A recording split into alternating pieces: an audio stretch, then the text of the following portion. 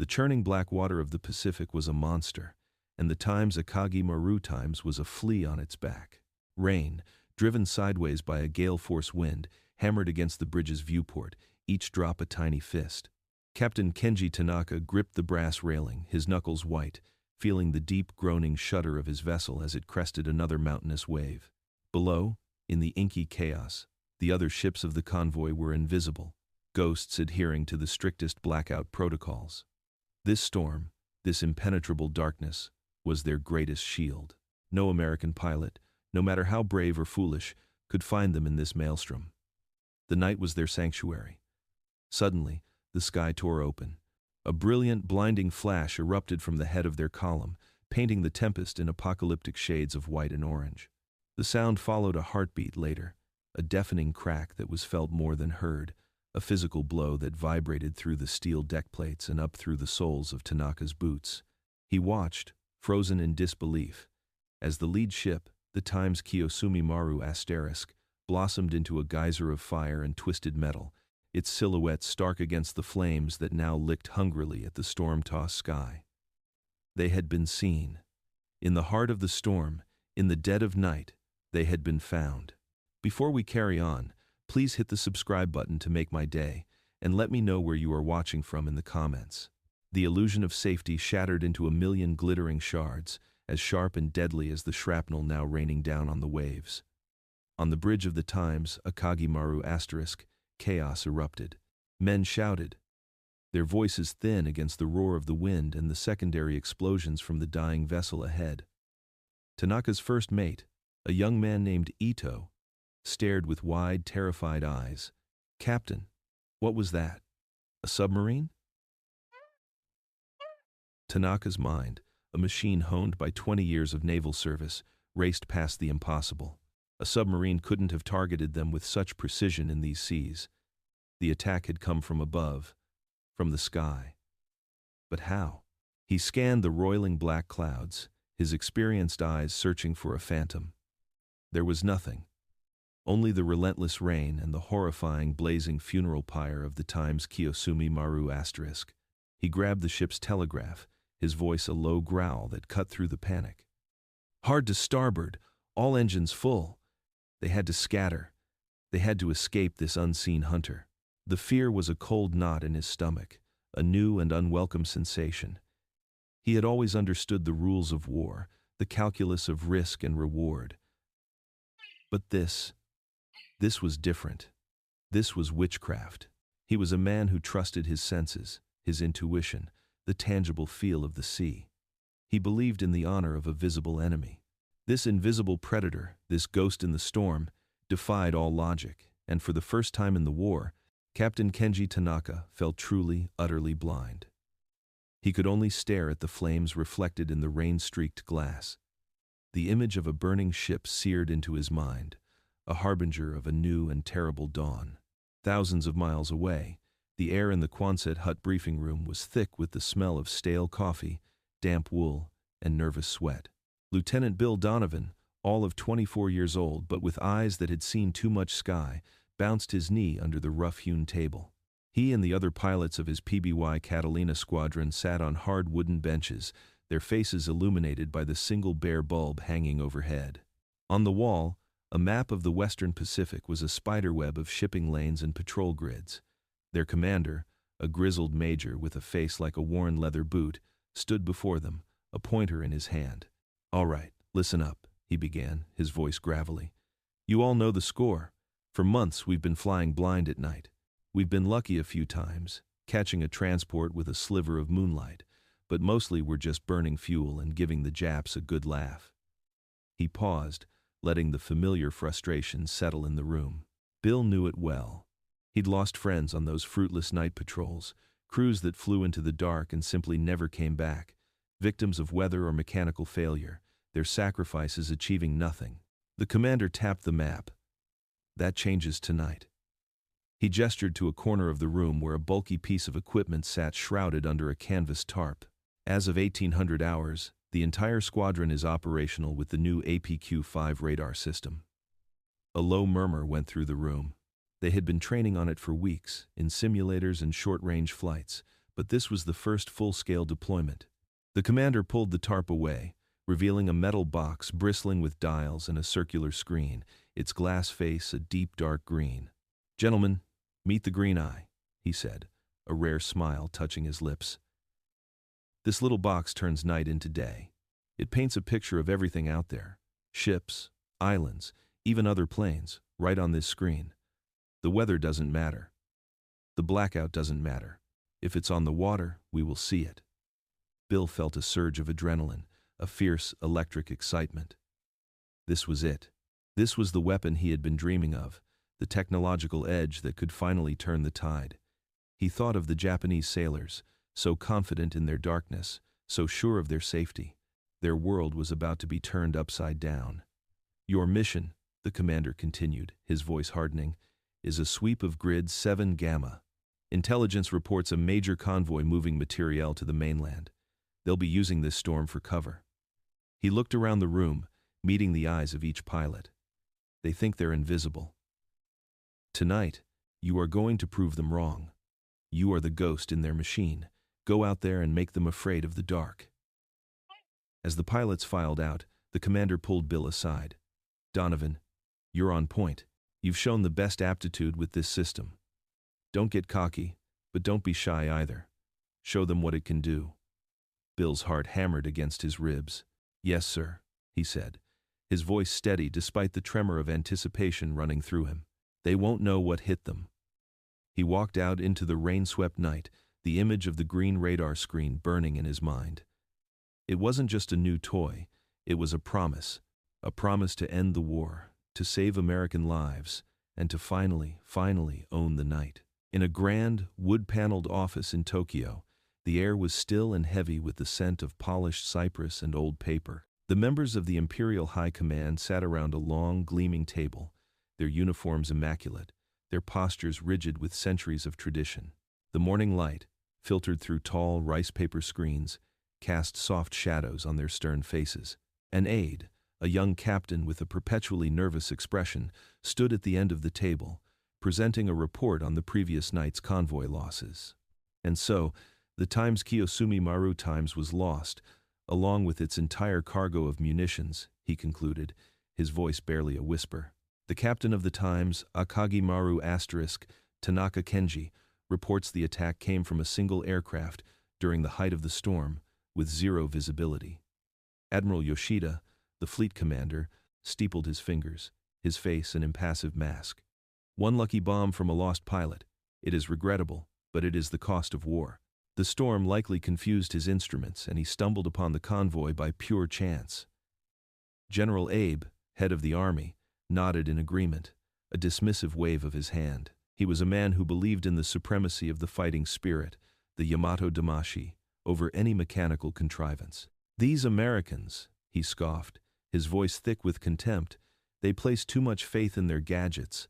They are like children with a new toy, all excitement and no discipline. They think a machine can win a war." He looked at the other men around the table, his gaze demanding consensus. True victory is forged in the spirit of the warrior, in his willingness to die for the emperor. It is not found in a box of wires and glass. The nervous young captain cleared his throat, a bead of sweat tracing a path down his temple. "Sir, with respect, Captain Tanaka's report was most specific. He insists the attack was deliberate, precise. He believes the enemy possesses a new method of detection." General Abe's eyes narrowed, his patience wearing thin. "Captain Tanaka is a fine sailor, but he is rattled. He sees ghosts where there are none. What is this new method he imagines? Does he think the Americans have learned to see through clouds and rain with their bare eyes? It is nonsense." The other commanders murmured their assent. The idea was preposterous. The laws of nature, the sanctity of the night, were immutable. To believe otherwise was to give in to fear and superstition. They had built their entire naval strategy around the principle of using darkness and weather as a shield. To question that now, because of one unfortunate incident, was unthinkable. Admiral Yoshida made the final pronouncement. "We will continue as planned. Our convoy schedules will not be altered. We will, however, issue a directive to all fleet commanders to enforce even stricter blackout discipline. No light, for any reason." Our resolve must be as perfect as our darkness." He gave a curt nod to the young captain, a clear dismissal. The meeting was over.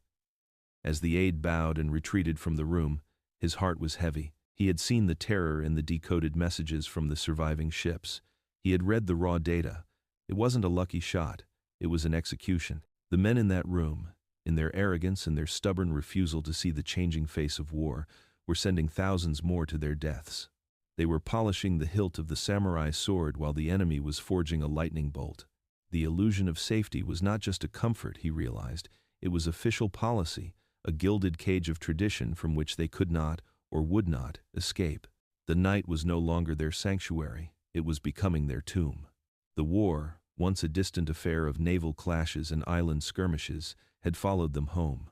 The conflict had escalated, leaping from the sea to the sky, and its new crucible was the sprawling, labyrinthine heart of Japan itself. High above the clouds, suspended in a bubble of cold aluminum and plexiglass, the crew of the B-29 Superfortress known as Stardust felt nothing of the world below.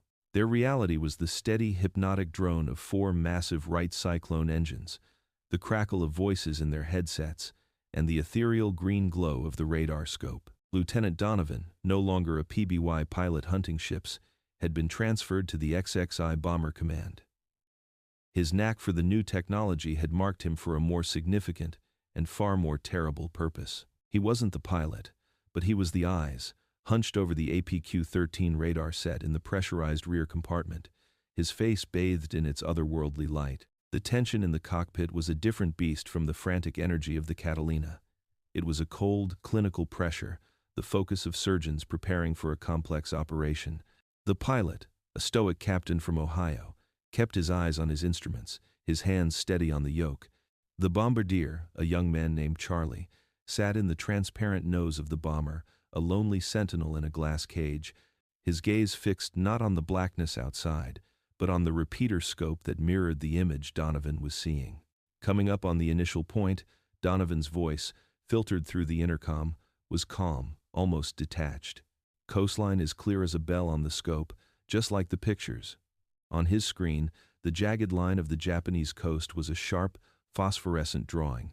The landmass was a darker shade of green, peppered with the faint, ghostly returns of hills and small towns. But their target, Tokyo, was a vast, sprawling bloom of light on the screen, a cancerous growth of energy that the radar rendered with chilling clarity. They were flying above a solid deck of clouds, a fleecy white blanket that hid them from the ground and hid the ground from them. To the naked eye, there was nothing below but an endless sea of vapor. But to the green eye, the city was naked and exposed. "Target area is 10 miles ahead," Donovan reported. Beginning the bomb run, heading 0905, the pilot made a minute correction. The massive plane banked almost imperceptibly. In the nose, Charlie leaned forward, his hand hovering over the toggle switches of the intervalometer. He could see nothing but cloud, but he trusted the green lines on his own scope implicitly. It was a new kind of faith, a faith in electrons and radio waves. Down below, millions of people slept, or tried to, huddled in their wooden homes, believing the clouds were their shield. They had heard the sirens, a familiar, mournful cry that had become the soundtrack to their lives, but the unbroken overcast offered a fragile sense of security. No bomber could see through that. The Americans were flying blind. "Wind is steady," the navigator's voice cut in. "Drift corrected." 5 miles, Donovan said. The bloom on the screen grew larger, clearer. He could make out the dark slash of the Sumida River, the dense concentration of light that marked the industrial district of Koto. It was all just a map, a target. "Steady as she goes," the pilot murmured. Charlie flipped the cover off the bomb release switch. His heart was a steady, rhythmic drum. He wasn't thinking about the people, the houses, the lives. He was thinking about the release point, the trajectory, the precise second he would unleash the fire. It was a problem of physics, not morality. 2 miles. Donovan's voice was a whisper now. Target bracketed. On the screen, 2 glowing lines, the cursors of the radar, locked onto the designated aiming point. The machine was ready. The city lay unsuspecting in its electronic crosshairs. "Bombs away," Charlie said, his voice flat as he toggled the switch. There was no great jolt, only a slight, almost gentle lift as the B-29 shed 20,000 pounds of its burden. From the belly of the stardust, hundreds of M69 incendiary bomblets tumbled into the night, silent projectiles falling through the clouds, their purpose still a secret to the world below. The crew felt the plane rise, suddenly lighter, more agile. The pilot banked away, turning for home. Behind them, the bomblets burst through the cloud layer. They were not like conventional bombs. They were small, hexagonal tubes designed to scatter, to pepper a wide area. As they hit the flimsy wooden roofs of the Shitamachi district, they ignited, spewing a jet of jellied gasoline, a substance that stuck to wood and paper and flesh, burning with a ferocious, unquenchable heat. The firestorm began not as an explosion, but as 1,000 tiny points of light, 1,000 hungry mouths chewing through the city. For the Ito family, the night was a prison of sound and darkness.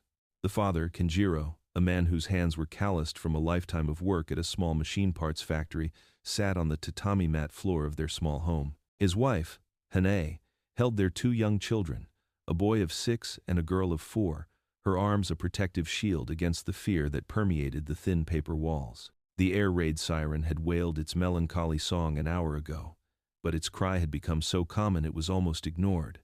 The drone, however, was different. It was a deep, resonant hum that grew from a faint vibration in the floorboards to a soul-shaking roar that seemed to come from everywhere at once. It was the sound of fate approaching. "They are high tonight," Kenjiro said, trying to keep his voice steady for his family. "The clouds will protect us." He did not believe it. Not anymore.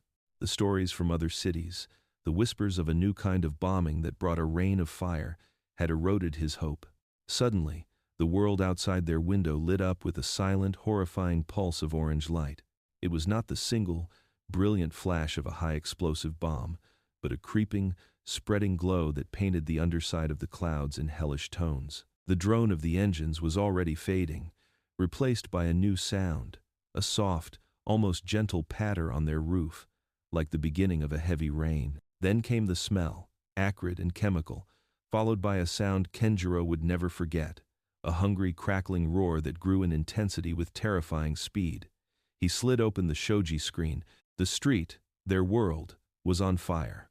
The house across from them was already a skeleton of flame, the roof gone, the interior, a furnace. The eerie glow was now a monstrous, living wall of fire, leaping from one wooden house to the next, consuming the neighborhood with the speed of a tidal wave. "We have to go," he screamed, pulling his wife to her feet. "The shelter." Hane, her face a mask of disbelief and terror, clutched the children, who were now screaming, their cries lost in the inferno's roar. They stumbled out into a nightmare. The air was thick with black smoke and burning embers that swirled like malevolent insects. The heat was a physical blow, searing their skin and stealing the breath from their lungs. All around them, their neighbors were fleeing, their faces illuminated by the fire, their movements frantic and desperate. They were no longer people, they were shadows fleeing the apocalypse. "We are like rats in a trap," Kenjiro choked out, his words swallowed by a gust of superheated air. There is nowhere to run, nowhere to hide. The designated neighborhood shelter was a shallow, earth-covered dugout 2 blocks away, a pathetic defense against this kind of onslaught. As they ran, the firestorm took on a life of its own. The immense heat created its own wind, a cyclonic updraft that pulled air in from the edges of the fire, fanning the flames into an even greater fury. The sky was no longer black, but a churning, boiling canopy of red and orange. The city was becoming its own crematorium. They reached the shelter, a crowded, suffocating hole in the ground, and tumbled inside, joining the dozens of others already packed into the darkness.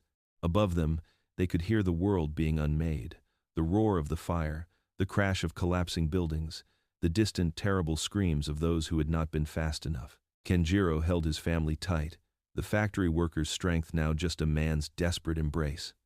He had worked his whole life to build this small existence, this home, this family, and in a matter of minutes, it was all being turned to ash by an enemy he could not see, a weapon he could not comprehend. The sense of hopelessness was absolute, a suffocating blanket as thick as the smoke outside.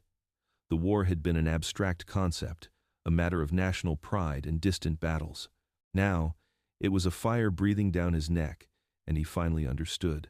They were not fighting soldiers, they were fighting a machine, a cold, clinical, and infinitely powerful force of destruction. Captain Tanaka stood on the bridge of his new command, the Times Ryujin Maru *, a fast transport vessel. The ghost of the Times Akagi Maru Times and the fiery death of the Times Kiyosumi Maru Times were his constant companions. He was a man possessed, his skepticism burned away by the fires of that first attack, replaced by a cold, obsessive dread. He had been given a new convoy, a new mission, to ferry vital aircraft parts from the mainland to a forward base, but he knew it was a fool's errand.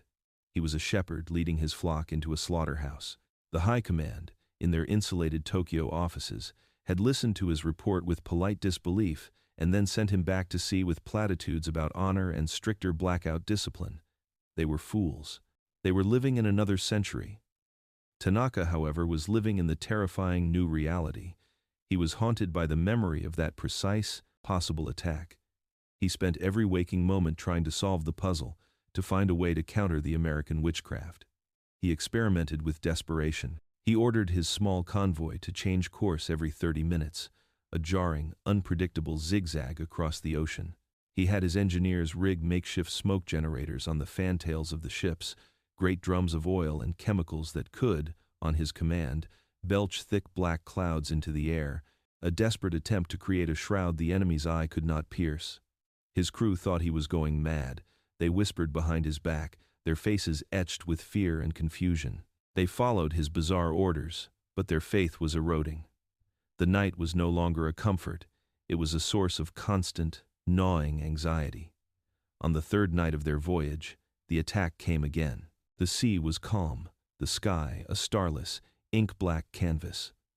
Tanaka stood on the bridge wing, his binoculars pressed so hard against his eyes that they left deep rings on his skin. He scanned the darkness, listening, waiting.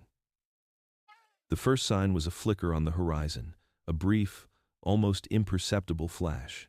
Then, a heartbeat later, the ship at the rear of his column, the Times Hakusan Maru *, erupted in a familiar, sickening blossom of orange and red. The attack was just as swift, just as precise as the first. A single plane, unseen and unheard until the moment of impact, had delivered its fatal blow and vanished back into the night. "Smoke!" Tanaka roared, his voice cracking with fury and despair. "Deploy the smoke!" The crews scrambled to obey. Thick, oily black smoke billowed from the sterns of the remaining ships, fouling the clean night air, a pathetic offering to an indifferent god of war. They changed course again, scattering like frightened fish, but it was useless. He knew it was useless. The smoke was a child's trick against this new magic. The enemy wasn't looking at them, they were seeing them in some other way, painting their ghostly shapes on a screen miles away. As he watched the Times Hakusan Maru Times burn, a slow, agonizing death on the placid water, the final pieces of his old world fell away. His belief in experience, in intuition, in the tangible reality of the sea, it was all ash. He was a master swordsman in an age of rifles, his skills obsolete, his courage meaningless. The growing realization was a cold poison in his veins. They were not just outgunned, they were outthought, outmaneuvered by a technology so far beyond their comprehension that it might as well have been sorcery. His desperation began to curdle into a new, harder emotion, a defiant rage. If he could not outsmart the machine, if he could not hide from it, then he would have to find a way to blind it. The thought was a tiny spark in the vast darkness of his despair, a desperate, suicidal glimmer of an idea. He didn't know how, not yet, but as he stared at the reflection of the burning ship in the dark water, Captain Tanaka made a vow. He would not die cowering in the dark. He would face the ghost in the machine, and he would find a way to fight back, even if it cost him everything. The night was no longer his enemy, it was his battlefield. The final act of the tragedy was set to unfold over Yawata, the steel heart of the Japanese Empire. The city, a sprawling complex of furnaces, rolling mills, and factories, was a monument to a nation's industrial might, and tonight it was a target. High above, the bomber stream was a celestial phenomenon, a river of several hundred silver B-29 seconds flowing through the stratosphere on a current of cold, precise mathematics. They were a new kind of constellation, one that did not guide sailors but instead brought judgment. Inside the pressurized cabin of the Stardust, the world had been reduced to the hum of machinery and the green glow of instrument panels. Lieutenant Bill Donovan, his face illuminated by the ghostly light of the APQ-13 radar scope, was the navigator of this new reality. The frantic excitement of his PBY days, hunting single ships in the storm, felt like a lifetime ago, a boy's adventure compared to this grim, industrial process. This was not hunting, it was harvesting. On his screen, the coastline of Kyushu was a luminous etching, as clear and detailed as a cartographer's drawing. The land was a dark void, but the city of Yawata was a brilliant, cancerous bloom of light, a place where the energy of human life and industry was so concentrated that it registered as a glowing nebula on his screen. He could distinguish the dense grid of the city proper, the darker, sprawling mass of the steelworks, and the thin, bright line of the Onga River cutting through it. The pilot, a quiet man from the plains of Nebraska, kept the aircraft perfectly steady, his hands resting on the controls with a surgeon's stillness. The bombardier, Charlie, sat alone in his glass bubble in the nose, not looking at the blanket of clouds that obscured the world, but at the repeater scope that showed him the same sterile, electronic image that Donovan saw.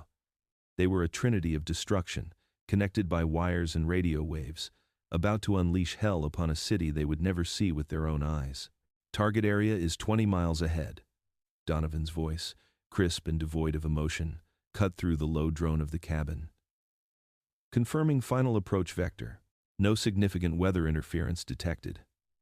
He adjusted a dial, and the glowing cursors on his screen narrowed, bracketing the primary aiming point, the massive blast furnaces of the Imperial Steelworks. It was a place of immense strategic importance, the source of the steel that became the ships, tanks, and guns of the Japanese military. On his screen, it was just a brighter patch of green. A flicker of something, a ghost of empathy, stirred in Donovan's mind. He thought of the men down there, the workers finishing a late shift, the families huddled in their homes, the children sleeping. They were all part of that glowing bloom. They were unaware that their world was about to be unmade by a man staring at a phosphor screen 5 miles above their heads. He pushed the thought away. It was a weakness, a distraction from the geometry of the problem. He was a soldier, and this was his weapon. His job was to be the eye of the storm, to guide the lightning to its target. The morality of it was a question for another time, a time when the world was not at war. 10 miles to release point, he announced, his voice a steady metronome counting down to destruction. The entire bomber stream, a 100-mile-long river of aluminum and fire, was now aligned. A vast, airborne artillery barrage aimed at a single point on a glowing green map. The machine was in motion, and nothing could stop it now. Down in the blacked-out harbor of Yawata, Captain Kenji Tanaka felt the approach of the enemy in his bones. It was a vibration in the air, a subtle shift in the atmospheric pressure, a deep, almost subaudible hum that the city's terrified silence seemed to amplify. He stood on the bridge wing of the Times Ryujin Maru *, a lone, dark figure staring up into the starless, overcast sky. He had brought his ship here on a lie, convincing a skeptical port admiral that his fast transport was needed as a floating anti-aircraft platform. In truth, he had brought it here for a final, desperate act of defiance. His first mate, Ito, the young man who had been with him since the first fiery night of the convoy attack, stood beside him, his face a pale oval in the gloom. "Captain," Ito whispered, his voice tight with fear. "The sirens have been sounding for an hour. The drone is getting louder. They are coming." "I know, Ito," Tanaka said, his voice a low rumble. He did not take his eyes off the sky. "They have come for the city's heart, for the steelworks." His crew, the men who had followed him through the smoke and fire of his failed experiments, were at their stations. They were not manning guns. They were manning the ship's 3 massive searchlights. For days they had worked, polishing the great mirrored reflectors until they shone like silver moons, calibrating the carbon arc lamps, and rerouting the ship's main generators to pour every ounce of power into them. It was a mad plan, a samurai's charge against a cannon, but it was Tanaka's plan. It was his answer to the ghost in the machine. "The men are ready, Captain," Ito said, though his voice trembled. "But they are afraid. They say this is suicide. To deliberately draw the enemy's fire. To die in the dark, Unseen and unheard, that is suicide, Ito. Tanaka corrected him, his voice hardening. To be slaughtered like livestock in a pen, that is the ultimate dishonor. We have hidden in the darkness, and it has become our tomb. Tonight, we will not hide. We will show them that there are still men here. We will show them our light. He placed a hand on the younger man's shoulder. I do not know if this will work. I do not know if it will save a single life or a single building, but I know that we cannot let them own the night without a fight. We will blind the devil himself, if only for a moment. The first explosions were distant, a dull, percussive thunder from the outskirts of the city. The main raid had begun. Tanaka watched as a faint, flickering orange glow began to illuminate the underside of the cloud deck, a sight that was becoming sickeningly familiar across Japan. The fire was spreading, walking its way toward the industrial heart of the city. The drone of the engines was directly overhead now, a deafening, soul-shaking roar. The unseen enemy was upon them. Tanaka gripped the brass railing of the bridge, his knuckles white. He waited, his timing as precise as the enemy's. He would not waste his one shot on the periphery. He would wait until the main force was directly over the steelworks, at the most critical moment of their bombing run. The ground shook as a series of heavier explosions rocked the factory district. The high-explosive bombs were falling, designed to shatter the buildings and expose their flammable contents to the incendiaries that would follow. They are on the target run, Tanaka said, his voice preternaturally calm. He could feel it, the moment of commitment. He raised his hand. Now, Ito, for the Emperor and for the soul of Japan, all lights, target the sky. Ito relayed the command, his voice cracking with a mixture of terror and adrenaline. All lights!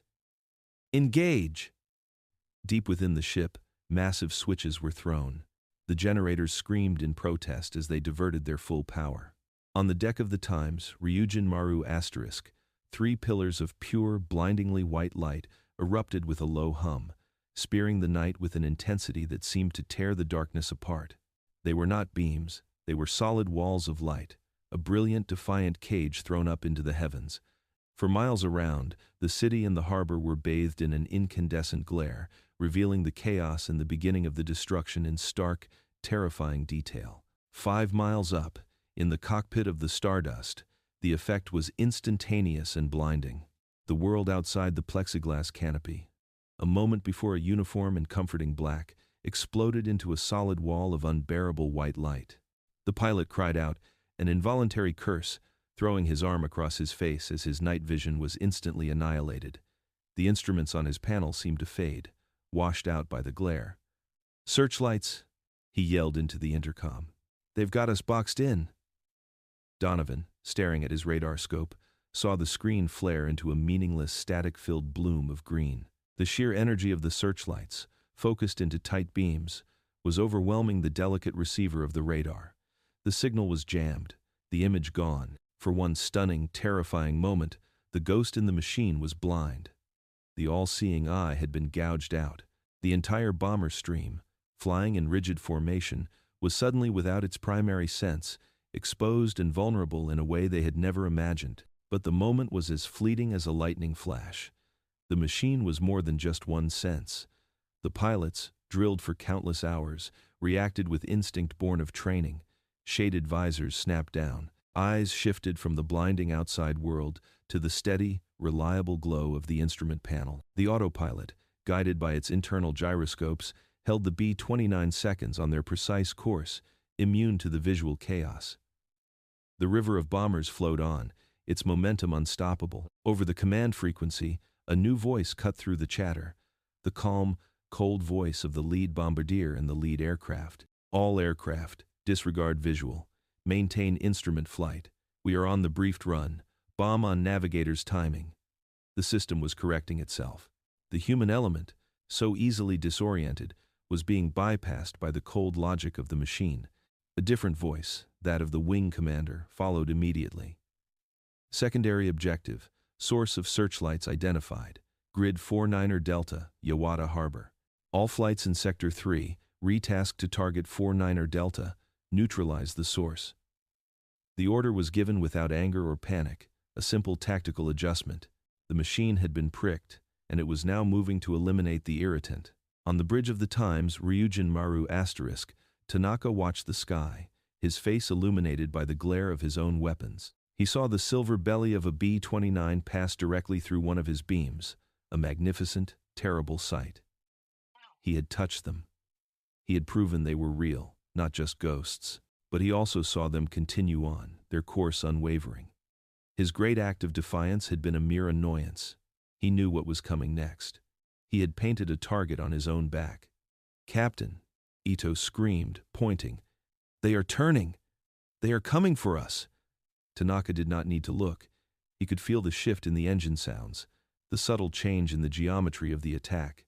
He had been a target for a single plane before. Now he was a target for a squadron. He stood his ground, a statue carved from defiance. "Hold the beam steady," he commanded, his voice ringing out over the rising shriek of falling bombs. "Let them see us. Let them know who we are." The bombs that fell on the Times Ryujin Maru Times were not the small incendiaries intended to burn a city, but the 1,000-pound, high-explosive blockbusters designed to shatter warships. The sea around the ship erupted in a series of colossal geysers, water and steel climbing 100 feet into the air. The first was a near miss, but the concussion wave lifted the transport like a child's toy and slammed it back down, throwing men across the deck like dolls. The second bomb struck the stern, and the ship screamed as its steel plates were torn asunder. The third was a direct hit amidships. The world dissolved into a single deafening roar of fire and tearing metal. The bridge collapsed in on itself, a tangle of twisted girders and shattered glass. Tanaka was thrown against the buckled railing, a sharp, searing pain shooting through his leg. The main searchlight, its stanchion bent and twisted, slumped, its beam now pointing crazily at the burning city, a dying finger of accusation. Through a haze of pain and smoke, Tanaka pulled himself upright, his broken body fueled by sheer will. He clung to the hot metal of the searchlight housing, his uniform torn, his face bleeding. His ship was dying, sinking beneath him, the deck already awash with the cold water of the harbor. But he did not move. He watched the bombers fly on, their silver forms passing through the smoke, their mission complete. He watched his city burn. He had failed to save it, but he had not hidden. He had faced the storm. As the cold water swirled around his waist, Captain Kenji Tanaka remained on his bridge, a defiant silhouette against the fires of his own nation, a captain going down with his ship, his final act not one of victory, but of magnificent, unbearable witness. Dawn broke over a landscape stolen from a nightmare. The sky, which should have been a gentle blue, was a bruised and sickly canvas of yellow-gray, choked with the greasy smoke of a million smoldering fires. Yawata was a ghost of a city. The great steelworks, once the pride of the empire, were a skeletal ruin, their towering furnaces twisted into grotesque sculptures of melted steel. The bustling city was gone, replaced by miles of ash and rubble, a flat gray desert punctuated by the occasional solitary chimney or the blackened stone walls of a bank. From the holes in the ground, the shelters and cellars that had been their tombs for the night, the survivors began to emerge. They were not people. They were specters, covered in a uniform layer of gray dust, their movements slow and stunned. Their eyes were hollow, their faces masks of a grief so profound it had burned past tears. A man named Takeda, a steelworker, crawled out of a crowded dugout near the factory gates. He had spent the night listening to the world being unmade above him, the concussions of the bombs, a physical blow even deep underground. He looked now upon the place where he had worked for 20 years. The rolling mill was a flattened, blackened ruin. The blast furnaces were silent, their fires extinguished for the first time in a generation. He began to walk, his feet crunching on the ash and shattered roof tiles that covered the streets. He walked through the ruins of his neighborhood, but there were no landmarks left to recognize. It was all the same, a uniform wasteland of destruction. The illusion of safety, the comforting belief in the sanctity of the night, had not just been broken, it had been systematically, scientifically, and utterly incinerated. The darkness had not been a shield, it had been a shroud, hiding them from the truth but not from the enemy. The sky, once a source of poetry and peace, was now a source of absolute terror, a permanent reminder of their own helplessness. As Takeda reached the harbor, the smoke thinned, and he saw it. The wreck of the Times Ryujin Maru *, its bow pointing defiantly toward the sky, its stern submerged in the oily water. One of its great searchlights, shattered and broken, was still visible on the deck. He had seen the lights last night, a brief, insane moment of hope in the midst of the apocalypse. He had seen the bombers turn. He understood now what had happened. He stood on the ruined pier, a lone gray figure in a gray world, and looked at the sunken ship. It was a monument to their defeat, but it was also something more. It was a symbol of a spirit that refused to be extinguished, even when faced with an indifferent, all-powerful machine. The war was lost. That truth was now as clear and as hard as the cold steel that lay twisted and broken all around him. The relentless march of technology had rendered their courage, their traditions, and their spirit obsolete. Captain Tanaka's light had been a final, futile spark against an overwhelming mechanical darkness. In the quiet, smoky dawn, Takeda, the steelworker, could only stand and stare at the ashes of his world, his face a mixture of grief, anger, and the bitter, final resignation that came with the end of an era. The night belonged to the enemy now.